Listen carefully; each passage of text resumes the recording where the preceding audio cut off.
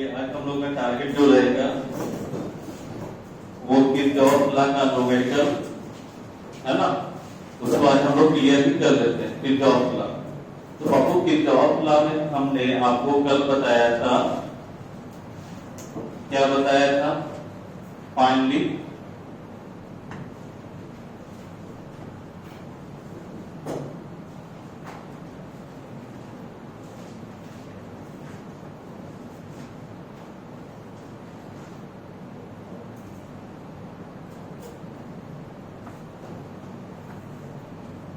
ये बीच में गैल्वेनोमीटर होता है जिसका रेजिस्टेंस मान लो कितना Rg।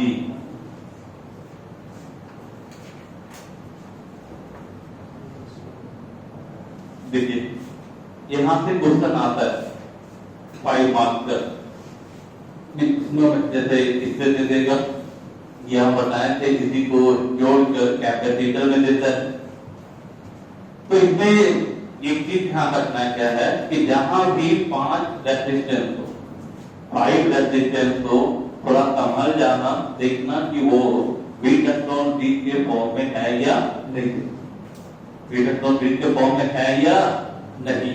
ठीक है, यदि जहां भी 5 रेजिस्टेंस देता है तो सबसे पहले ये देखा जाता है कि ये बीटस्टोन ब्रिज के फॉर्म में तो नहीं है।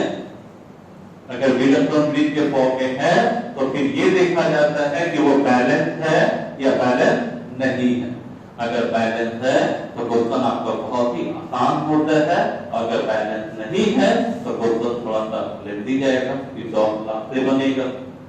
लेकिन वैसा क्वेश्चन पूछता ही नहीं है, ना के बराबर पूछता है। ठीक है, तो थोड़ा ध्यान देना है, जहां भी 5 रेजिस्टेंस दिख जाए, 5 कैपेसिटर दिख जाए, तो आपको सबसे पहले ये देखना है कि वो क्या बीटस्टोन ब्रिज के फॉर्म में है या नहीं है। ठीक है, उसके बाद अगर बीटस्टोन ब्रिज के फॉर्म में है तो क्या वो बैलेंस है या बैलेंस नहीं है। तो बैलेंस है या नहीं है कैसे चेक करोगे? चेक करने का तरीका क्या है?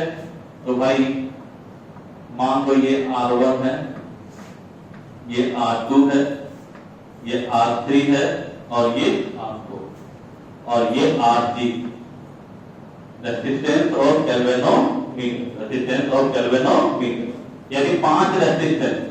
इसका बहुत सारा फॉर्म है, इसका फॉर्म जो है बहुत सारा फॉर्म है बैलेंस बीटस्टोन ब्रिज का।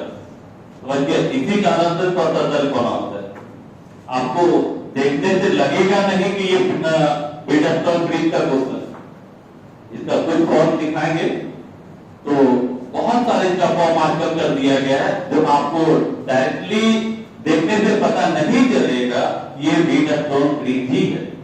तो भाई आपको पहले 5 देता है तो थोड़ा समझ जाइएगा। अब देखो ये 5 रेजिस्टेंस, ठीक है, अब बैलेंस होता है तो बैलेंस बताया था ना कि अगर ये बैलेंस है तो यहां से कैरेट पास नहीं करता।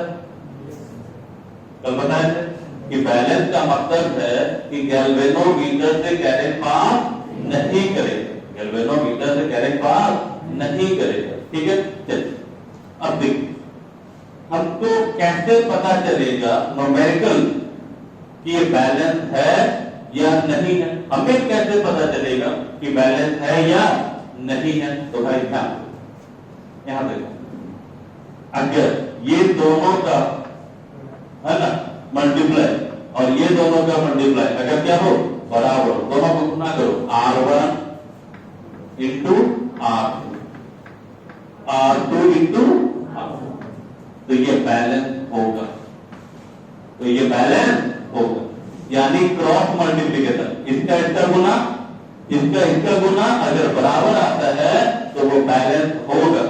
और जब बैलेंस होगा इसका मतलब ये होगा कि इससे कैरेट पास नहीं करेगा, यानी सर्किट में इसका कोई योगदान नहीं।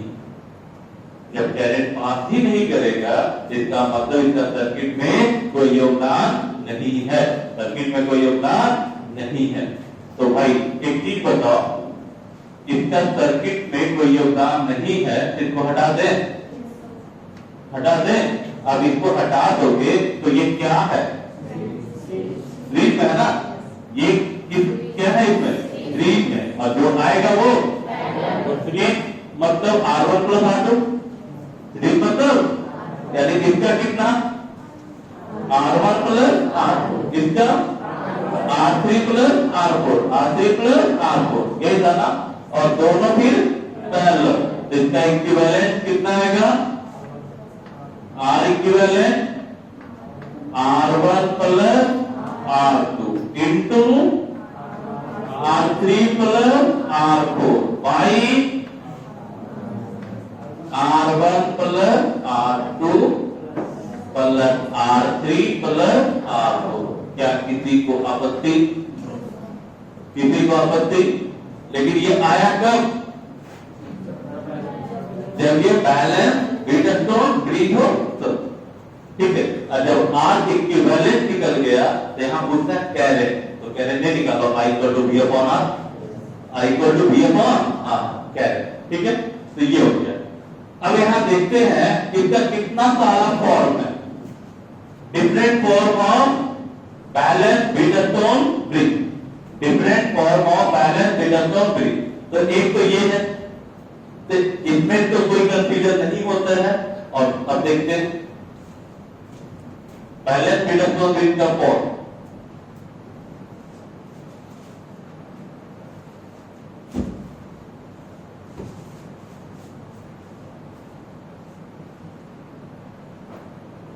ध्यान दीजिएगा,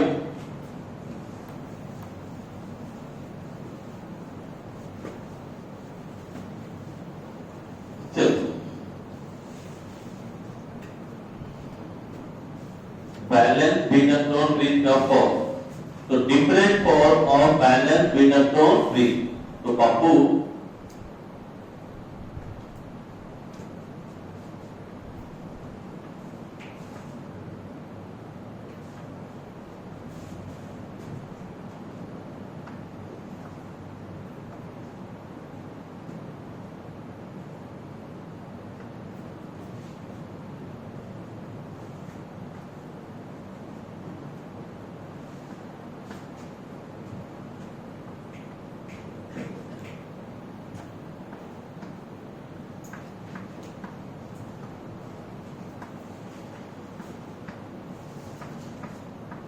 और ये जो बीच का रेजिस्टेंस है ना, वो गैल्वेनोमीटर वाला होता है। क्या होता है? गैल्वेनोमीटर वाला होता है ये रेजिस्टेंस, ध्यान रखिएगा, ठीक है। तो ये इसका बैलेंस बीटस्टोन ब्रिज का ये भी फॉर्म है। कितना रेजिस्टेंस दिख रहा है? 5 दिख रहा है ना। तो यहाँ आपको ये किसका फॉर्म है? उसी का फॉर्म है, बीटस्टोन ब्रिज का। अब बैलेंस है कि नहीं है वो तो कंडीशन बताएगा कि बैलेंस है या नहीं है। लेकिन हम क्या बोले कि 99% केस में आपका क्या होता है? बैलेंस ही रहता है। अगर बैलेंस नहीं होगा तो उस क्वेश्चन को बनाने में कम से कम 1 पेज है, क्योंकि आप किरचॉफ लॉ यूज करोगे, किरचॉफ लॉ का यूज करोगे तो 2 बार यूज करोगे, इक्वेशन आएगा, उस इक्वेशन को सॉल्व करोगे, लेंथी जाएगा, ठीक है। तो कहने का मतलब बनेगा, लेकिन किरचॉफ लॉ का बेसिक प्रिंसिपल से बनेगा, किरचॉफ फर्स्ट लॉ और सेकंड लॉ से बनेगा। लेकिन वैसा क्वेश्चन हमारे एग्जाम में आता नहीं, ठीक है। तो भाई देखो, एक ये फॉर्म, अगर कहीं आपको कंफ्यूजन है तो इसका एक तरीका बताते हैं। क्या करो ना, एक इधर इन है ना, एक इधर इधर, इसको खींच दो। जब इसको खींचोगे तो ये लगता है कि उधर ऊपर के पार्ट में चला जाएगा, ये दोनों बीच वाले पार्ट मतलब नीचे चला जाएगा, और ये कहां जाएगा? बीच में। इसको इमेजिन करो कि इसको खींच रहे हैं, क्या कह रहे हैं? खींच रहे हैं। तो इसको जब हम खींचेंगे तो ये दोनों कहां आ गए? ऊपर। ये कहां रह जाएगा? बीच वाला, और ये नीचे, ठीक है। इमेजिन करना होगा। अब बताइए, ये आपका गैल्वेनोमीटर का पोजीशन है, और अगर ये बैलेंस है तो इसका मतलब इसका सर्किट में कोई योगदान खत्म हो गई। अब सर्किट में योगदान नहीं है तो ये और ये 3, इसमें 3, ये और ये 3, जो आएगा वो पैरेलल। क्लियर है? तो ये क्या आपका R इक्विवेलेंट निकल जाएगा यहां से। इसी ढंग से देखो एक फॉर्म और है,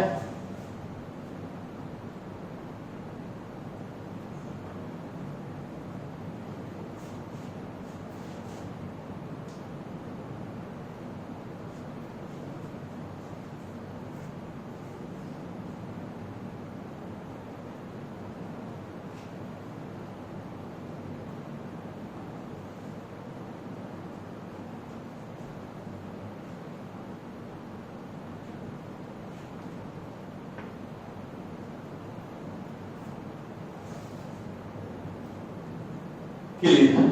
अब देखो यहां से क्या है, ये 5 रेजिस्टेंस है या नहीं है? आप एक चीज बताओ, डायरेक्टली दिख रहा है कि ये व्हीटस्टोन ब्रिज है? हाँ? अगर आपको ये नहीं बताया जाए तो आपको पता चल रहा है कि ये व्हीटस्टोन ब्रिज का ही फॉर्म है?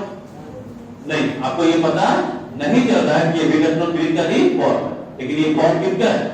व्हीटस्टोन ब्रिज का। यहाँ ये जो होगा R1 होगा, ये R2 होगा, देखो यहाँ पे ये गैल्वेनोमीटर है R5, ये किसका क्वेश्चन है? गैल्वेनोमीटर। ये हो गया R3 और ये हो गया।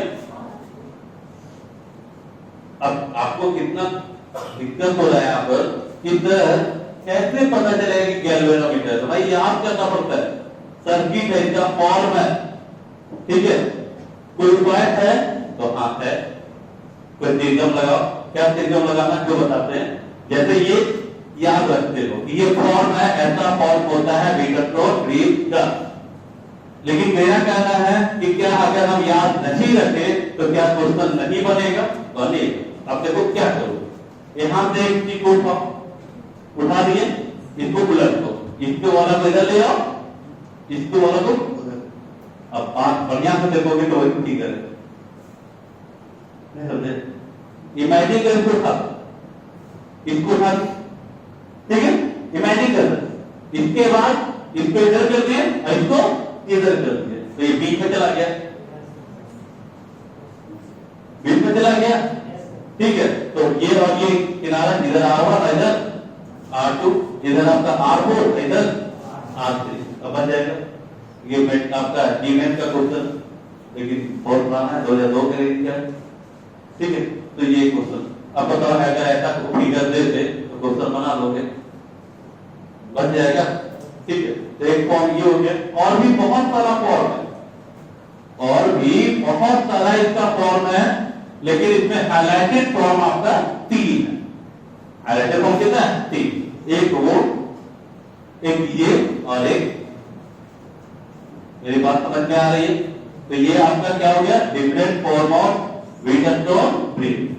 अब इसका क्वेश्चन कैसे बनाओगे हम देते हैं, देखो आपको कैपेसिटर में यही क्वेश्चन दिया हुआ था, जो 5 नंबर में पूछा है, बिहार बोर्ड 5 नंबर का क्वेश्चन।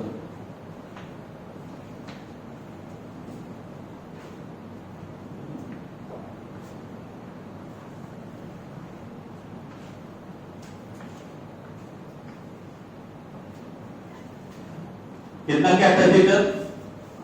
ध्यान दीजिए बोर्ड पर, ये 5 मार्क का क्वेश्चन है बिहार बोर्ड का, क्लियर।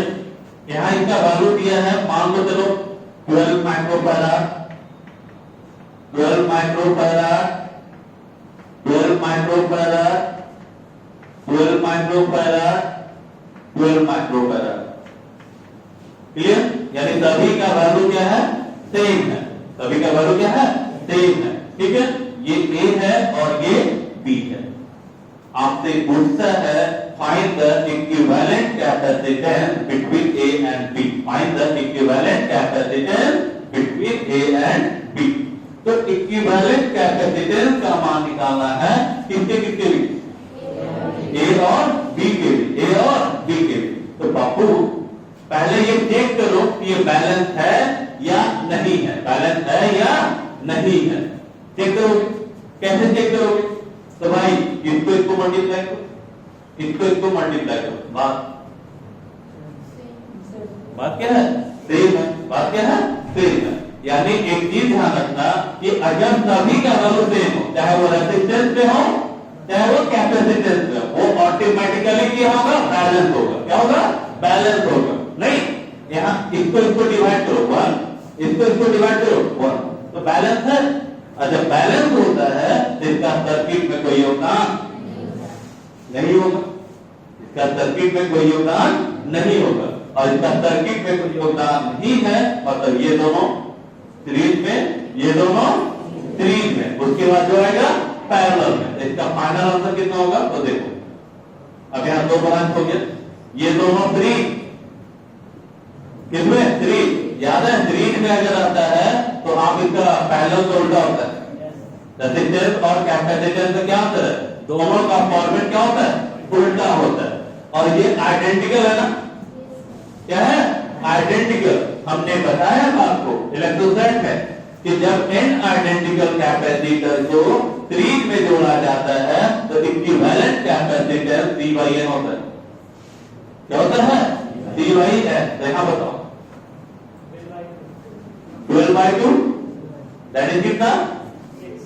12/2 6 micro farad. और यहां ये भी कितना आएगा?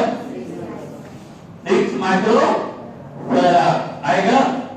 और ये दोनों किसमें है? पैरेलल में। पैरेलल में C1 प्लस C2, पैरेलल में C1 प्लस C2 यानी 6 प्लस 6 12 आया समझ में। और ये क्वेश्चन आपका 5 नंबर का है, ध्यान दो। कल भी आया था, लेकिन ऐसा क्वेश्चन नहीं था। फॉर्मेट दूसरा था, वो किरचॉफ लॉ का नहीं था। कोई भेजा तो क्वेश्चन वो किरचॉफ लॉ का नहीं था। उसमें 3 रेजिस्टेंस की संख्या था। तो यहाँ तो कोई संभव ही नहीं, 3 यहाँ पे कर दिया, 1 यहाँ डाल दिया, तो ये तीनों तो सीरीज में चला गया। क्लियर? ये तो बात ध्यान रखना, सतर्क रहना है। ये नहीं कि अगर ये कंपलसरी भी नहीं है कि 5 है तो हमेशा क्या रहेगा? इलेक्ट्रॉन बीच में ही रहेगा। बस आपको थोड़ा ध्यान देना है।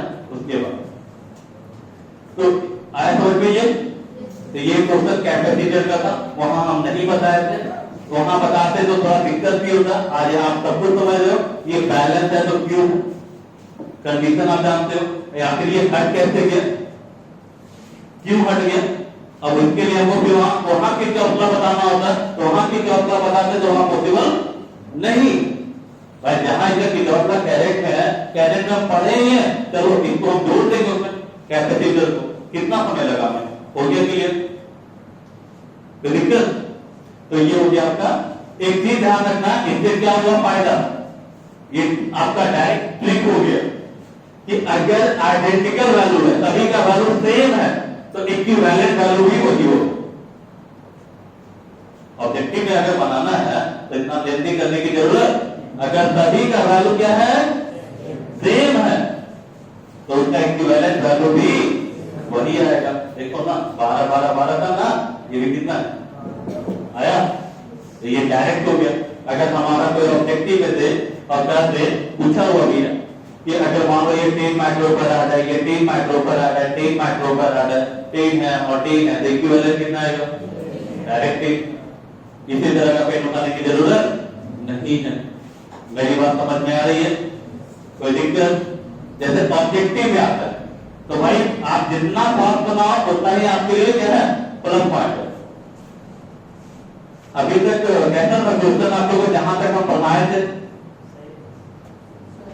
जहां तक हम पढ़ाए हैं वहां तक का क्वेश्चन आपको लगभग कवर हुआ था, पढ़ा हुआ मिला था।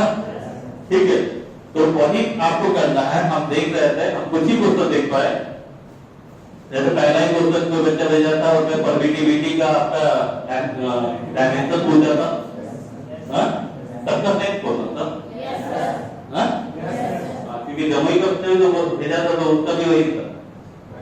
ठीक है, तो पहला क्वेश्चन परमिटिविटी था और दूसरा क्वेश्चन था कि कैपेसिटर का दोनों प्लेटों पे चार्ज का वैल्यू कम कितना होता है? 0 होता है। कि जितना प्लस उतना माइनस। ठीक है, तो लगभग हम 2-3 नजर जहां तक देखे वहां तक हमें क्या दिखा? सेम दिखा। तो आप पढ़े ही नहीं हो तो अलग मैटर। जहां तक हम लोग पढ़े हैं, जो चीज आपको बताया गया है, वहां तक हमारा क्या होना चाहिए? बनना चाहिए या पढ़ा होना चाहिए। ठीक है, ऑनलाइन क्लास में हो सकता है कि 1-2 पॉइंट भागेगा। जैसे हम यहाँ पर वहां छोड़े थे, तो वहां छोड़े तो कितना कुछ कारण, क्योंकि आगे आपको बताना है और कहां बताएंगे ताकि आगे आसानी से समझ में आ जाए। क्लियर है ये? इसी ढंग का ऐसा क्वेश्चन रहेगा, बन जाएगा। 1-2 क्वेश्चन दे, क्वेश्चन आप देते हैं।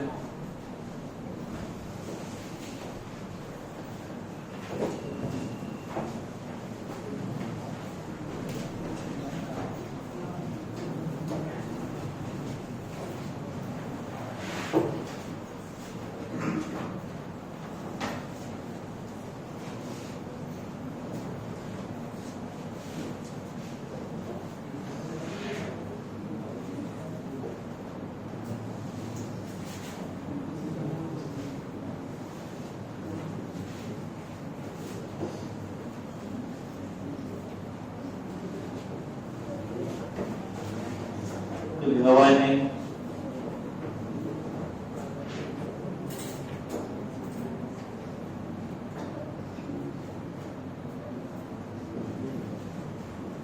देखो बैलेंस फीडर तो इसका क्वेश्चन या तो ऑब्जेक्टिव है ना। अगर किस्मत बहुत अच्छा है तो आपको 5 नंबर मिल जाता है, क्योंकि इसमें कोई नाम होता नहीं।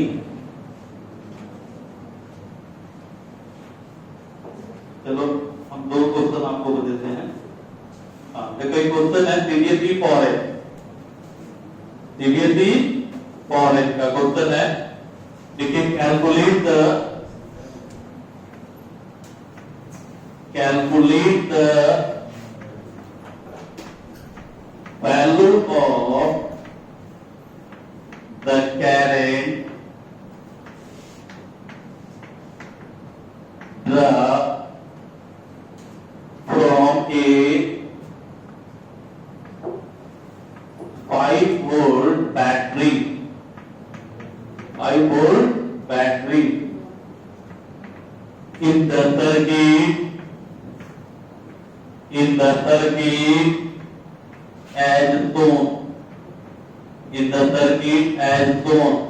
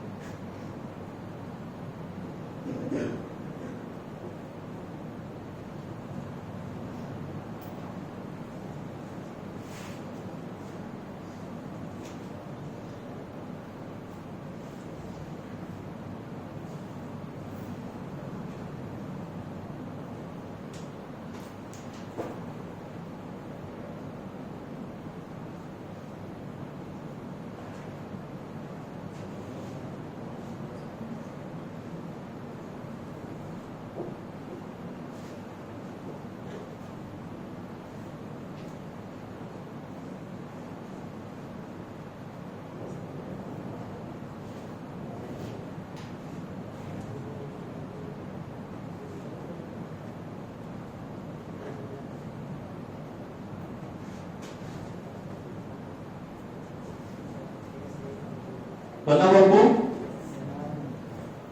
यहाँ देखो क्या है, ये बैलेंस है या नहीं है, पहले चेक करो।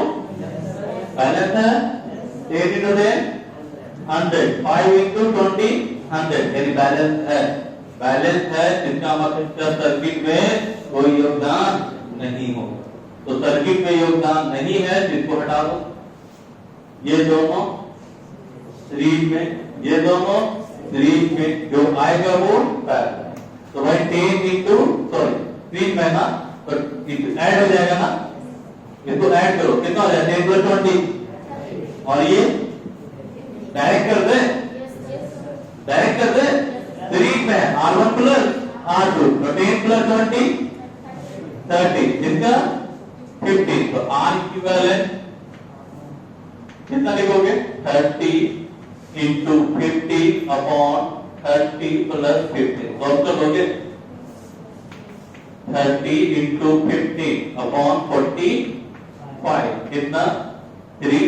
ये कितना? 10। यानी R इक्विवेलेंट कितना आ गया आपको? 10 है। R इक्विवेलेंट 10 है, आया। और जब R इक्विवेलेंट 10 आया तो I इक्वल टू कितना? V upon R। I equal to V upon R। V कितना है? 5 और R 10, तो 5 by 10 1/2 एम्पियर या 0.5 एम्पियर। क्या किसी को डाउट?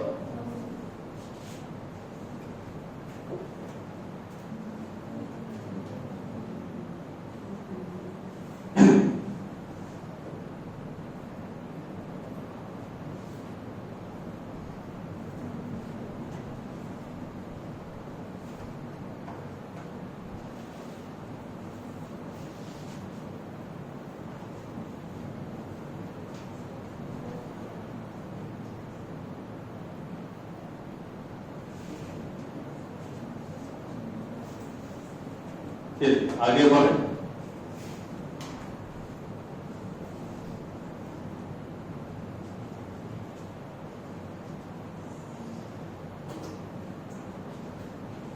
आगे बढ़ा जाए।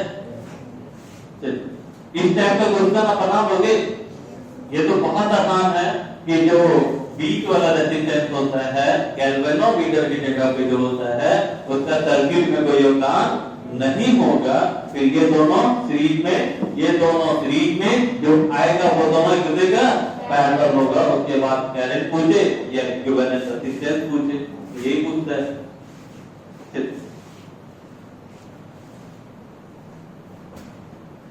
चलिए नेक्स्ट न्यूमेरिकल।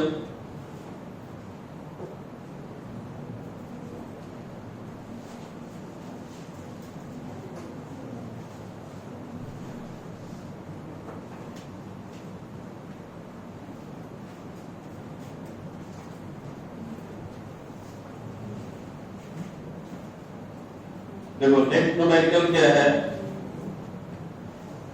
लिखोगे the figure show a network of current. The figure show a network of current full stop. The magnitude of current, the magnitude of current is shown here। और यहाँ करंट का magnitude show किया गया है। The current I will be, the current I will be option A 3 ampere, option B 9 ampere, option C 13 ampere and option E 19 ampere।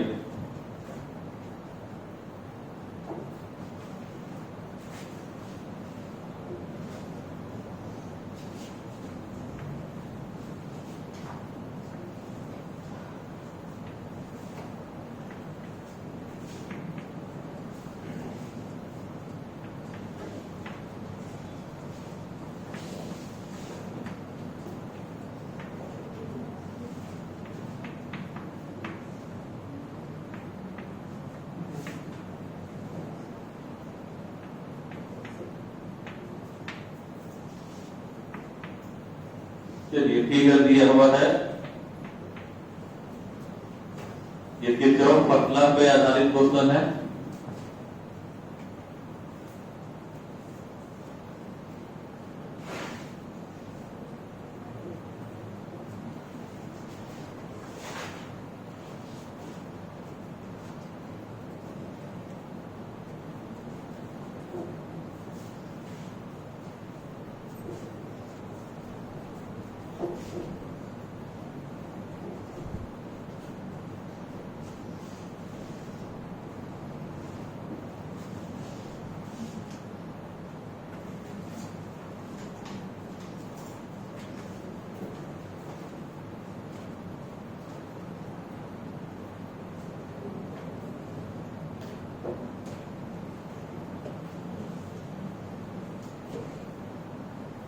बना बाबू,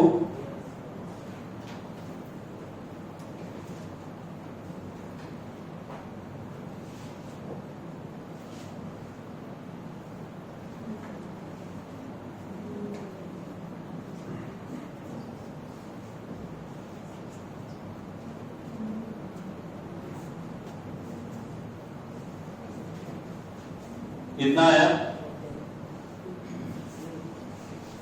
ये 30। देखो बाबू यहाँ पे क्या हो रहा है, कह रहे 10 एम्पियर आ रहा है, एक आपको का 1 एम्पियर आ रहा है, 2 एम्पियर, ये 6 एम्पियर और ये आ रहा है। लेकिन हम आपको बताएं क्या है, कैसे बनाओगे इसका क्वेश्चन, कैसे बनाओगे बताए थे हम। टोटल इनकमिंग को एक जगह कर दो, टोटल आउटगोइंग को एक जगह कर दो, आपका दोनों को क्या कर दो बराबर कर दो, क्वेश्चन क्या होगा बन जाए। तो एक चीज बताओ, यहाँ आने वाला कैरेज कौन कौन और जाने वाला कैरेज कौन, सिर्फ आई है, सिर्फ कौन है आई है। तो आ कौन है 10 एम्पियर, 2 एम्पियर और 1 एम्पियर, जहां कौन है आई। यहाँ 6 जो दिया वो कंफ्यूजन आपको क्रिएट करना, हमारा मतलब है इनकमिंग कितना है, तो आ कितना है सर्किट में 10, 2 है ना और 1 एम्पियर, और आने वाला कौन है सिर्फ आई। तो इनकमिंग इक्वल टू आउटगोइंग, तो इनकमिंग आपका ऐड कर दो 10 प्लस 1 प्लस 2, दैट इज कितना 30 ampere, incoming equal to outgoing. इसका आंसर क्या होगा, कोई दिक्कत।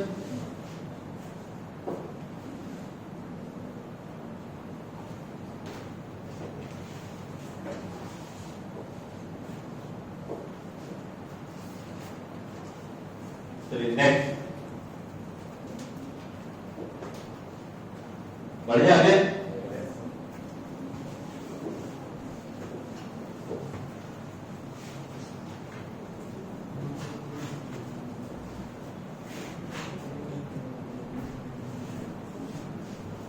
देखो बच्चों एक क्वेश्चन और है, वो इससे थोड़ा हार्ड है, अब इसको बना सकते आपको क्या है, सर्किट दिया हुआ है फिगर और आई का मान निकालना है, ठीक है।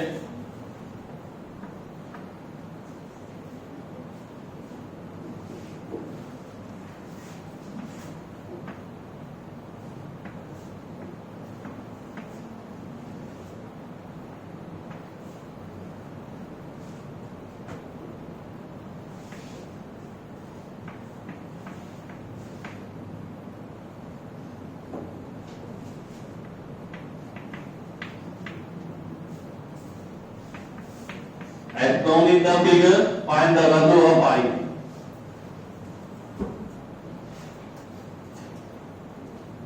As shown in the figure, find the value of I.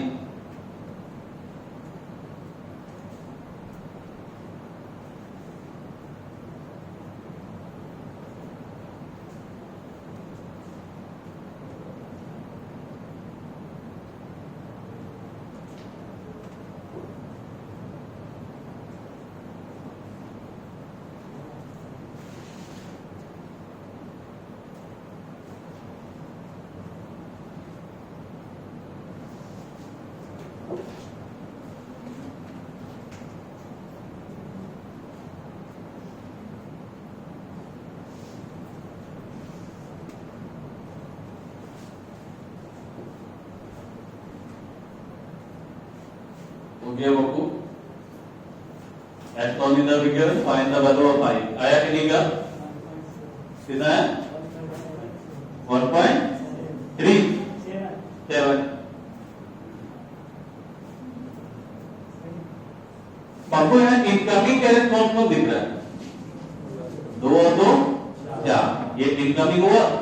और कोई बताइए 1 प्लस 1.3 2.3 अब प्लस आई, तो आई इक्वल टू बताओ तो 4 माइनस 2.3 दैट इज कितना? 1.7। 1.7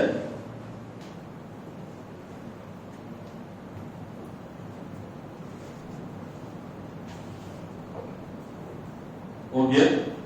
नेक्स्ट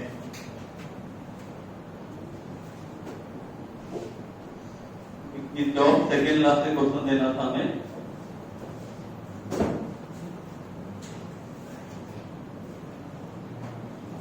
देखो एक क्वेश्चन है,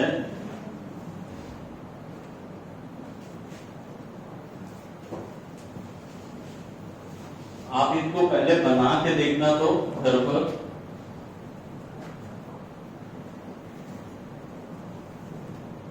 जो ला का क्वेश्चन है,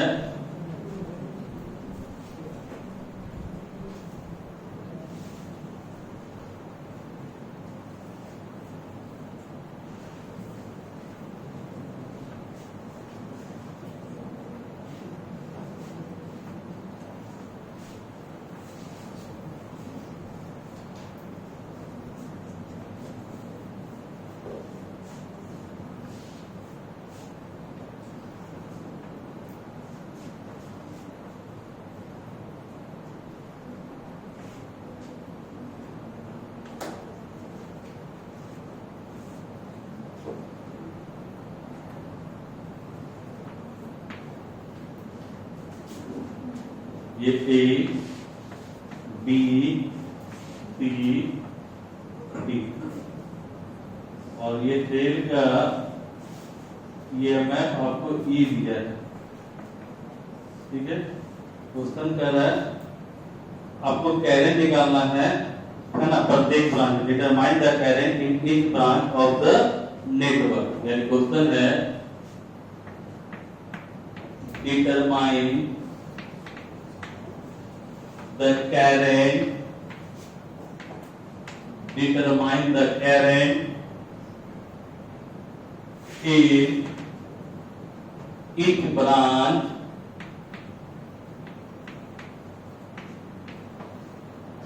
branch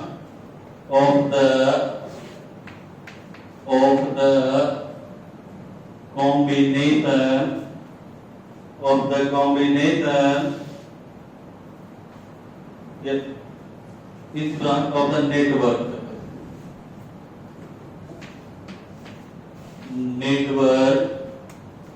as shown in the figure.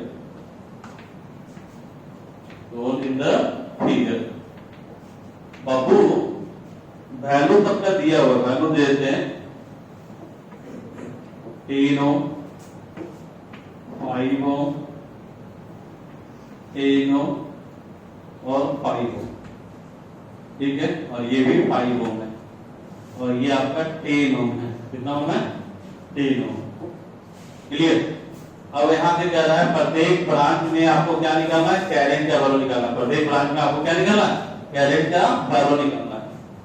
बाबू ये चीज बताओ, ये क्वेश्चन देखो, ये हम आपको बता दे रहे हैं, अगर एग्जाम में आ गया ना तो 99% वजह से नहीं बनेगा, क्योंकि ये डायरेक्ट बैलेंस नहीं है। आप गौर से देखो, ये बैलेंस नहीं है। 125 ये बैलेंस। तो अब यहाँ करना क्या होगा? कौन सा मेथड यूज करोगे? रिजॉल्व कर। तो भाई मान ले यहाँ से कैरेंट निकला कितना? आई। तो यहाँ पहुंचेगा कितना? आई। ये I1 और ये आई, इसको मान लो कितना? I3। तो ये कितना हो जाएगा? I1 minus I3। क्लियर। तो ये I2 और ये I3 जुड़ जाएगा, I2 प्लस I3। और देखो I1 माइनस I3 और I2 प्लस I3 जुटेगा ना यहाँ। तो बताओ minus I3 plus I3 cancel, I1 plus I2 और I1 प्लस I2 कितना, क्लियर। तो एक ही बताओ यहाँ कितना अननोन दिख रहा है, 3 ना, हमें कितना इक्वेशन का जरूरत पड़ेगा, 3 इक्वेशन का। तो भाई 3 इक्वेशन का जरूरत पड़ेगा, तो हम इसको लूप में घूमेंगे, एक बार इस लूप में घूम जाना और एक बार इस लूप में घूम जाना, और एक इक्वेशन पीछे और कहां से हो जाएगा, I equal to I1 plus I2 और यहां से देखा जाए I1 इक्वल टू यहां तो ठीक है, यहां इक्वेशन कितना I equal to I1 plus I2, समझ में आ रहा। तो इसको सॉल्व करने का कोशिश करना, अगर बन गया खुद से तो अच्छी बात है, नहीं तो फिर अगले क्लास में देखेंगे। तो होमवर्क में नोट कर लो।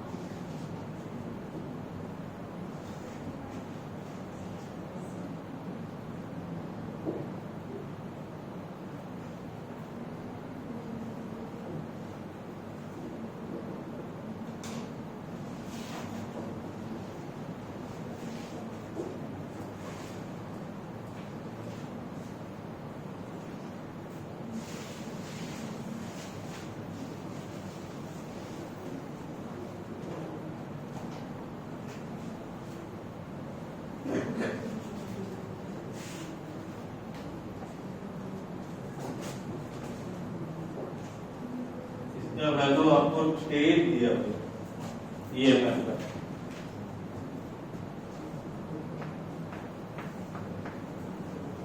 ठीक है।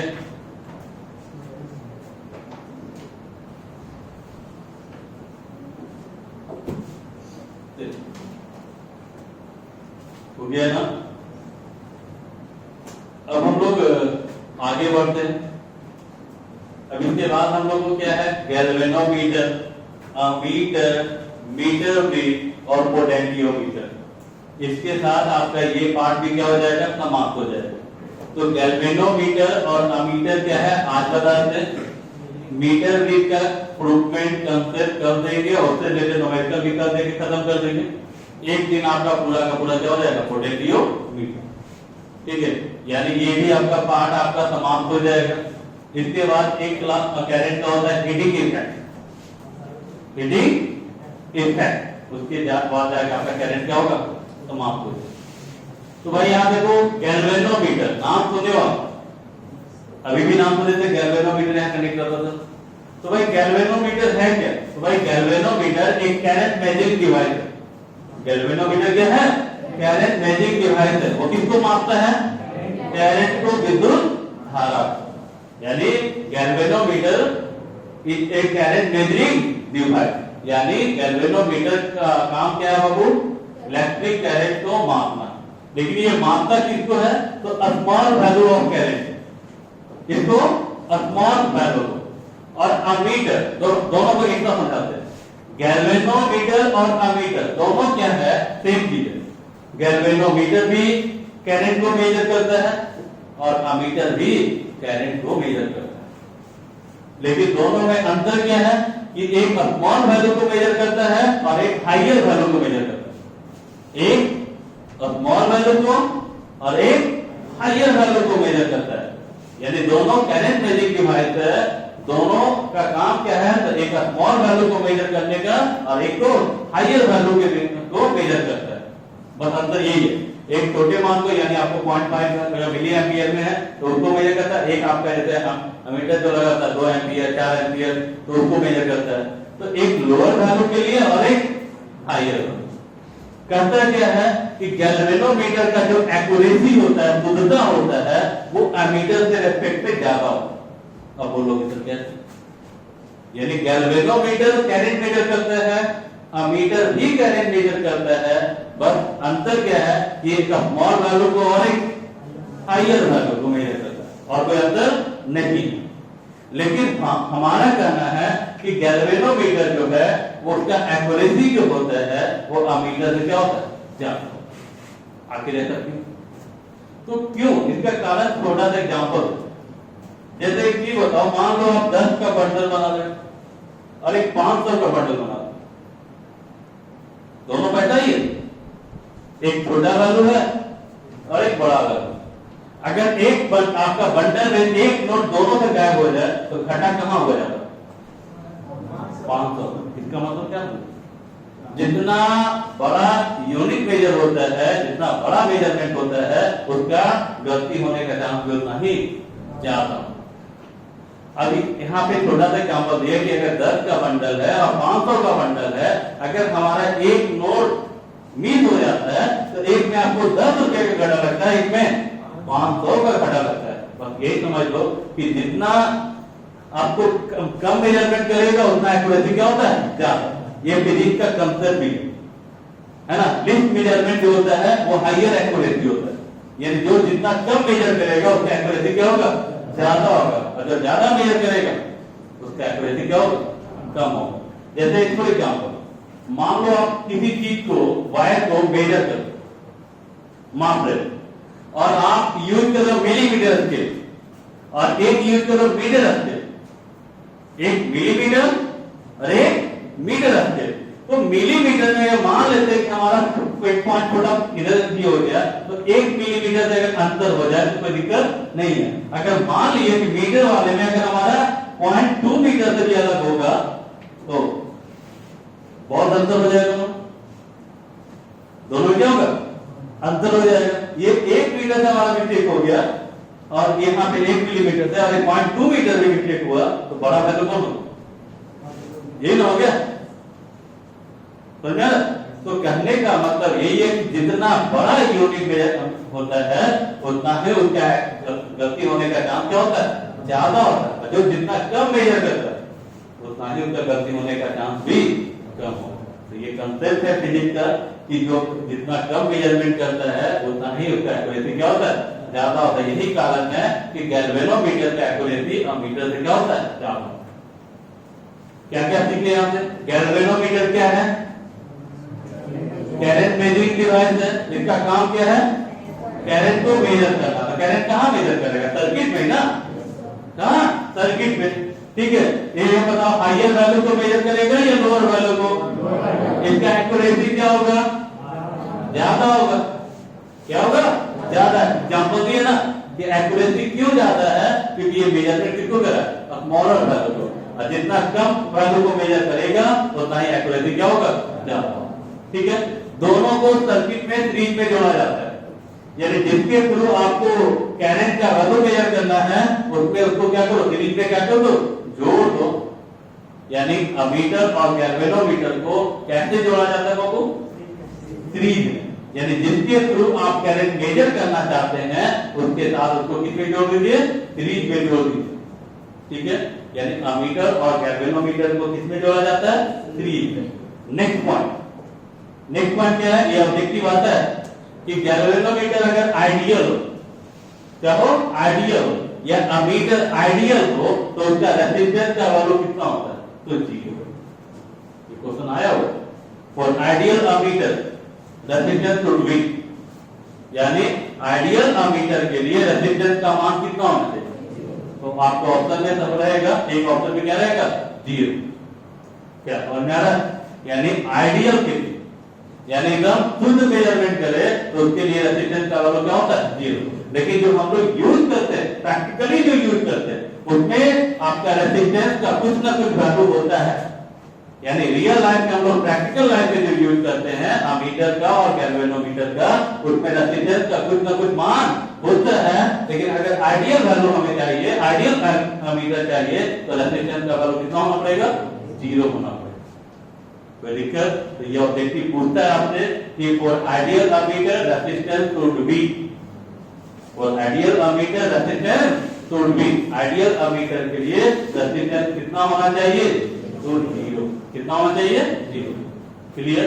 इसके साथ आपका अमीटर भी समाप्त हो गया और गैल्वेनोमीटर भी क्या हो गया? समाप्त हो गया। कितने एक बार? गैल्वेनोमीटर क्या है? करंट मेजरिंग डिवाइस है, जिसका काम क्या है? विद्युत धारा के को मापने का। भाई एमीटर और गैल्वेनोमीटर में क्या अंतर है? एक लोअर वैल्यू को मेजर करेगा और एक हायर वैल्यू को मेजर करेगा। इसका एक्यूरेसी ज्यादा होगा गैल्वेनोमीटर का। क्यों? क्योंकि इसका लोअर वैल्यू को मेजर करता है ना, और जितना लोअर वैल्यू को मेजर करेगा उतना ही एक्यूरेसी क्या होता है? ज्यादा। क्लियर? उसके बाद हमने बताया कि इसको सर्किट में कैसे जोड़ते हैं? सीरीज में, है ना। ये जिसके थ्रू आपको करंट को मेजर करना है उसके साथ इसको क्या जोड़ा जाता है? सीरीज में जोड़ा जाता है। क्लियर? इसके बाद आपको क्या बताया गया कि सबसे इंपॉर्टेंट पॉइंट जो बोर्ड एग्जाम में आता है कि आइडियल गैल्वेनोमीटर या आइडियल अमीटर के लिए रेजिस्टेंस का मान कितना होना चाहिए? तो 0 होना चाहिए। किसी को आपत्ति नहीं ना? क्या